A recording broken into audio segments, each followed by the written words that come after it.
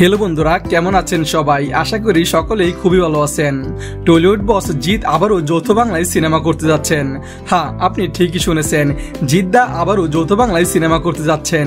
সিনেমার নাম লায়ন, যার পরিচালক হিসেবে আছেন সময়ের সবচেয়ে আলোচিত পরিচালক রায়হান রাফি। আনন্দবাজার পত্রিকা থেকে এই নিউজটি সামনে এলো, তাই বলা যায় এটি এক প্রকার অফিসিয়াল আপডেটিং। গত জুলাই মাসে রায়হান রাফির তুফান মুক্তির আগেই কলকাতায় তুফান উঠেছিল অন্য একটি খবরে।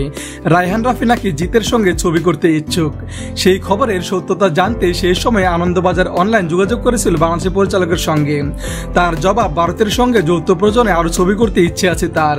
জিদ্দা দুই বাংলার সুপারস্টার, ওর সঙ্গে কাজ করতে পারলে খুবই ভালো লাগবে, কিন্তু বাংলা ইন্ডাস্ট্রির আরো অনেককেই আমার পছন্দ, তাই এখনই আলাদা করে কারো নাম উল্লেখ করার সময় আসেনি। সেই সময় উনি এই বক্তব্য রেখেছিলেন। এখন সামনেই শারদিয়া, উদযাপনের হয়েছে বাঙালির মনে। মহালয়ার আগের দিন ঠিক একই বিষয় নিয়ে ফের নতুন করে গুঞ্জন উঠে বাংলা বিনোদন দুনিয়ায়।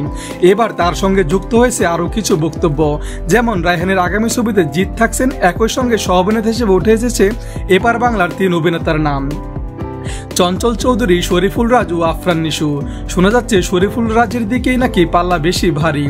যদিও জিতের বিপরীতে এপার বাংলার নায়িকা থাকবেন নাকি ওপার বাংলার নায়িকা থাকবেন এখনো খবর জানা যায়নি, কিন্তু বাংলাদেশি নাটকের অভিনেত্রী তানজিন তিশা থাকার সম্ভাবনা সবচেয়ে বেশি।